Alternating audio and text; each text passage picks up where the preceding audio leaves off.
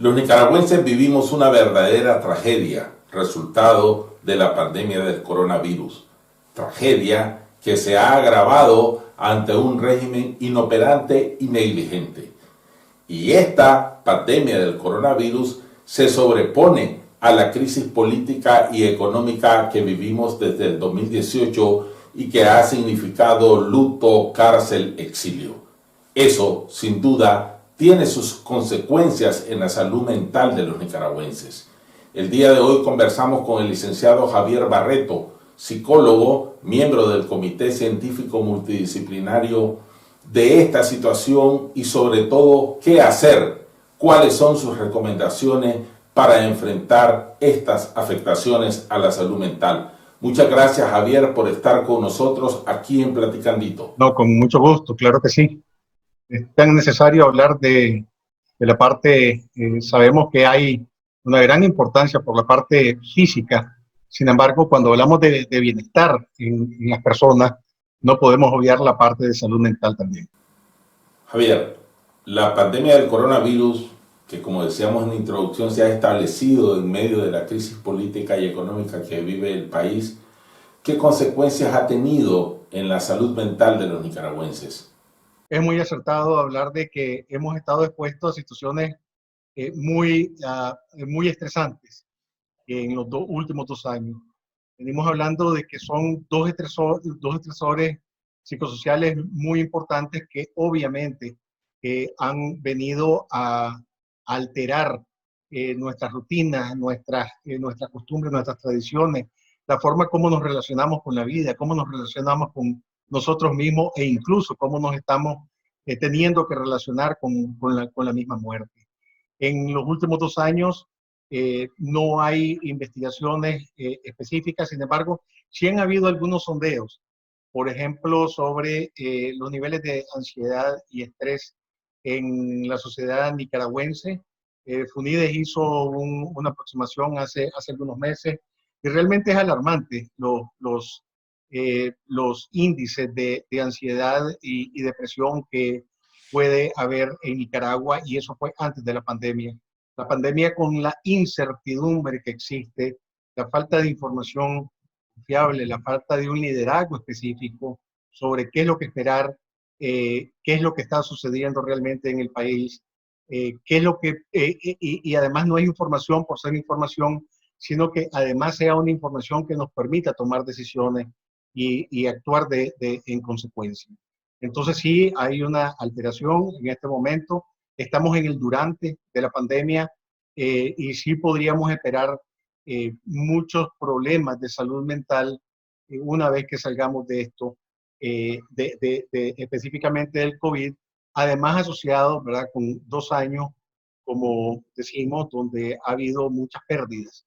Cuando hablamos de duelo y pérdida, no hablamos solo del duelo de una persona querida que ha muerto y es separarnos físicamente de esa persona, sino que además hemos tenido muchísimas pérdidas en Nicaragua. La pérdida de la seguridad, la pérdida de relacionarnos como usualmente estamos acostumbrados a hacernos, aparte de la enorme incertidumbre que significa esto bajo condiciones económicas que cada vez son más difíciles en el país, tener que enfrentar, por ejemplo, el desempleo, el ver trastocados nuestros propios proyectos de vida y algo tan esencial como es nuestra sensación de sentirnos saludables. Hay ansiedad, hay miedo, hay angustia en miles de nicaragüenses. ¿Cuáles son tus recomendaciones para quienes experimentan estos sentimientos? Hay familias que tienen condiciones materiales de vida que permiten adoptar una serie de recomendaciones, pero también estamos claros y estamos muy conscientes que hay familias que no tienen todas esas condiciones materiales de vida. Entonces, las recomendaciones son generales. Sí estamos enfrentando mucha incertidumbre. ¿De qué poder recomendar? Recomendamos, por ejemplo, y de manera específica que contribuya a nuestra estabilidad emocional, es poder tener un plan nos permite cierta estructura y tener la sensación de que estamos en control de algo, en una situación en la que nos sentimos probablemente perdidos en algunas ocasiones. Es decir, tener una rutina específica. Si estamos trabajando desde casa, tener esa rutina de trabajo. Si tenemos hijos en las casas, pues facilitar el estudio de los hijos, hacer ejercicio, comer en la medida de las posibilidades, también tener una dieta buena y balanceada. Esto sabemos que no es en todos los lugares, por eso digo en la medida de las posibilidades. El mantenerse permanentemente en comunicación con los seres queridos, con la familia, con los amigos, con los compañeros de trabajo. Y esta es una recomendación particularmente importante porque se viene hablando de distanciamiento social. Lo cierto es que la recomendación más apropiada sería decir distanciamiento físico, por un elemento que facilita la prevención en el contagio del COVID-19. Sin embargo, está más que comprobado que ante situaciones de crisis o emergencia, el tener una red social, un sistema de apoyo social, es uno de los factores que pueden predecir con mayor tranquilidad y objetividad los niveles de resiliencia, es decir, de poderle hacerle frente a la incertidumbre y superarla. Entonces, tener un plan nos permite tener eso, nos permite saber cuáles son nuestros recursos, nos permite poder hacerle frente a la situación de una mejor manera, no sin antes pasar por la aceptación que estamos pasando por una situación no deseable y literalmente que nadie en el mundo ha deseado, pero es una realidad. Desde el momento en que asumimos esto como una realidad, esto nos va a permitir o nos puede permitir adoptar algunos comportamientos que nos permitan salir adelante de una mejor manera ante todo lo negativo que todo esto significa. Muchos nicaragüenses dicen, tengo miedo. ¿Es bueno sentir miedo? ¿Es normal tener miedo?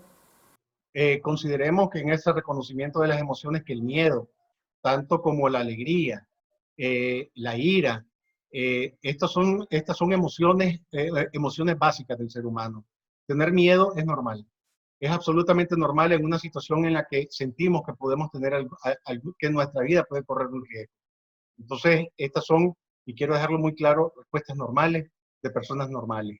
Lo anormal y lo atípico sería no sentir nada. Todos los nicaragüenses conocemos a alguien que está afectado por el coronavirus y también sabemos de alguien que ya falleció, un vecino, un amigo, un excompañero de la escuela o de la universidad, pero los familiares más cercanos que han perdido a su ser querido están experimentando un dolor particular. A este segmento de la población, ¿cuáles serían tus recomendaciones, Javier? Varias recomendaciones alrededor de esto. Eh, eh, Me gustaría iniciar con en primer lugar, la aceptación de una condición especial, de una situación especial y las circunstancias especiales de la muerte de estos seres queridos. Es decir, entender de que no se les ha podido acompañar en sus últimos momentos, que esa despedida no ha sido de acuerdo a los rituales a los que estamos acostumbrados por un asunto cultural. eh, las personas pueden comenzar a tener algunos síntomas de regulación física y psicológica asociada a esta situación.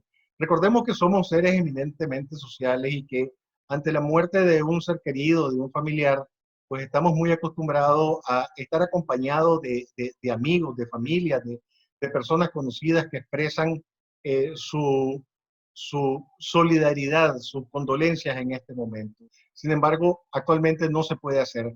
Esto tiene, de hecho, algunas explicaciones que tienen que ver con aspectos sanitarios. Esto no es una experiencia solamente en Nicaragua, es una experiencia que se ha vivido en muchísimos países alrededor del mundo. ¿Qué podemos hacer? ¿Qué se le puede recomendar a la persona? Entender, además, a partir de esa aceptación y aún teniendo esa aceptación de que sí se puede y que no hay nada que se pueda hacer.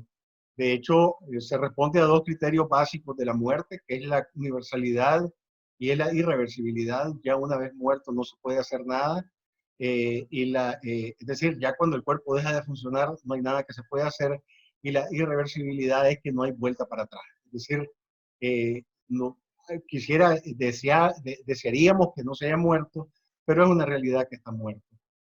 Pueden haber muchísimos sentimientos, muchas emociones encontradas de negación, de rabia, de ira, de frustración, de impotencia en este momento en esta persona, y la culpa puede ser hacia otros y puede ser autodirigida también. Entonces, estar muy conscientes de que podemos tener todas estas emociones. En primer lugar. En segundo lugar, es aceptar estas emociones, no cargar con esas emociones, es poder expresarlas. Si ya tenemos, si tenemos sospechas o tenemos algún familiar, por ejemplo, que ya está en una situación comprometida de su vida o de su situación de salud, hay que compartirlo con las amistades, hay que compartirlo con los amigos. Hay muchísimas recomendaciones que se han hecho en otros países sobre el comportamiento que puede tener una persona y cuáles pueden ser algunas recomendaciones específicas. Estar siempre, y refuerzo muchísimo el tema de evitar el aislamiento social con otras personas. Hay que estar en comunicación. Todos tenemos que estar claros de que en algún momento el familiar, el doliente más cercano, y aquellos que tienen un mayor compromiso afectivo, emocional, pues van a estar muy afectados y van a querer, por ejemplo, tener algunos espacios para estar solo. Hay que respetar esos momentos que uno quiere estar solo, y hay que respetar esos silencios, no salir al paso y tratar. Muchas veces el solo hecho de poder expresarle a una persona que estamos pensando en ella, que estamos ahí para ellos en el momento que lo necesiten, ese estar ahí es más importante que un montón de palabras, ¿verdad? A veces decimos frases que probablemente no sean tan, eh, tan apropiadas en un momento como esto. Entonces, por ejemplo, poder decirle a una persona, me gustaría estar con vos en este momento, pero no se puede, porque todos estamos en la misma y nos estamos cuidando, nos estamos protegiendo. Pero quiero que sepas de que sabemos que esto es difícil, y enfadarse es normal, y estar triste es normal, y estoy aquí para vos. Yo creo que el poder decir esta frase, en vez de frases, por ejemplo, como sé fuerte, animate, hacelo por tus hijos, son jóvenes, pueden tener otro hijo, estas frases como que no ayudan mucho. Entonces, poder estar con esa persona emocionalmente, afectivamente, es más que importante. Recordemos que en situaciones donde pueden haber algunos síntomas depresivos o de mucho estrés, puede haber una tendencia al aislamiento. Esto hay que evitarlo. Las circunstancias de la pandemia no permiten que vivamos el duelo plenamente, pero además el factor político obliga, o el régimen obliga, por ejemplo, a los entierros forzados, a los entierros clandestinos. Hay rituales que no se están cumpliendo, que no se pueden cumplir. ¿Qué hacer entonces? Entonces, estar claro que en este momento a lo mejor no vamos a poder ir al cementerio. En lo que hemos visto en las noticias en Nicaragua, es que son acompañados por muy pocas personas, por muy pocas personas. Una persona, dos personas de la familia. Se están llevando directo de los hospitales a los cementerios. En otros países también esto ha sido muy regulado, no solo por, por las autoridades competentes, sino además por los mismos servicios fúnebres, ¿verdad? Que han limitado muchísimo el acceso a personas cuando se hacen estos servicios funerarios. Creo que lo que se puede decir en este momento de la familia es que es una situación excepcional y que eventualmente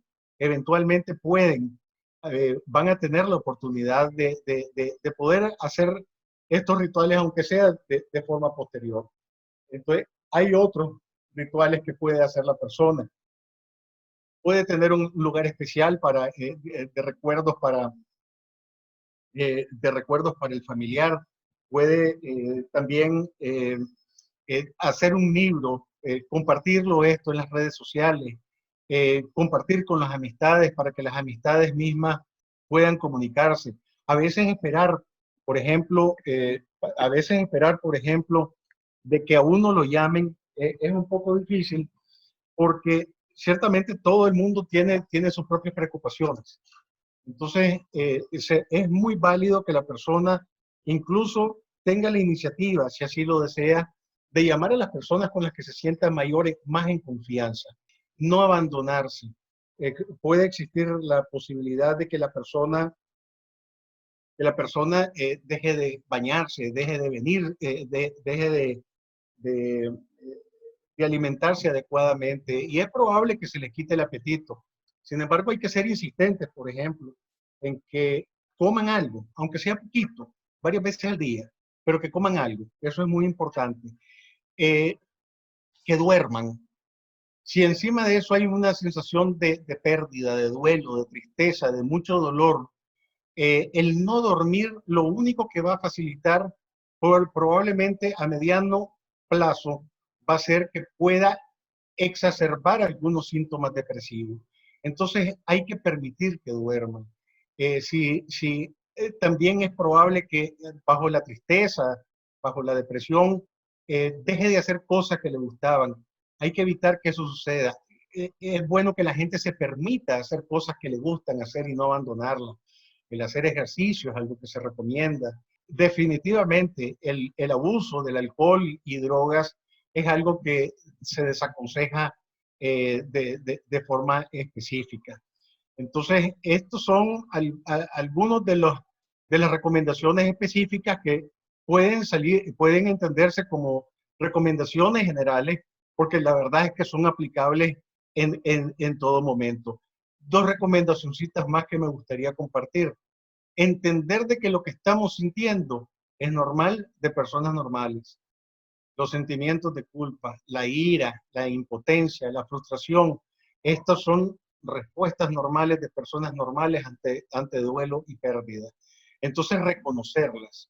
Si nosotros tenemos la posibilidad de reconocer cuáles son nuestras emociones, cómo nos sentimos y tenemos con quién desahogarnos y a quién expresarlo sin ningún juzgamiento, en esa medida vamos a tener un resultado todavía digamos, más satisfactorio de lo que estamos viviendo. Lo otro es, si acaso no podemos y sentimos que no podemos hacerle frente a la situación con nuestros propios recursos, es decir, ya no, aún y cuando esté en comunicación con mi familia, aún y cuando sé que mi familiar era muy querido y era muy respetado y era muy reconocido, hay que buscar ayuda profesional. La ayuda profesional de un psicólogo o de un psiquiatra es más que recomendable en estas condiciones. Máxime si hay algún antecedente de dificultades emocionales o se ha tomado o se está tomando actualmente algún tratamiento o se está llevando algún proceso psicoterapéutico.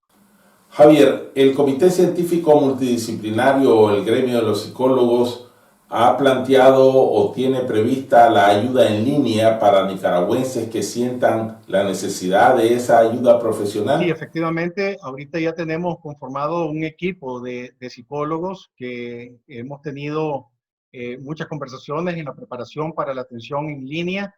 Esto está muy próximo, mañana o pasado mañana, a anunciarse. No tengo exactamente el número en este momento, pero se va a anunciar oportunamente y a muy corto plazo, efectivamente. Muchas gracias, Javier, por tus declaraciones, por tus recomendaciones y también deseamos muchos éxitos con nuestro agradecimiento a todo lo que está haciendo el Comité Científico Multidisciplinario. Y a ustedes, amigos nicaragüenses, hay que cuidarse de la pandemia del coronavirus, tomar todas las medidas preventivas que se han recomendado y hay que cuidar también la salud mental. Pana, pana y nos vemos el próximo viernes.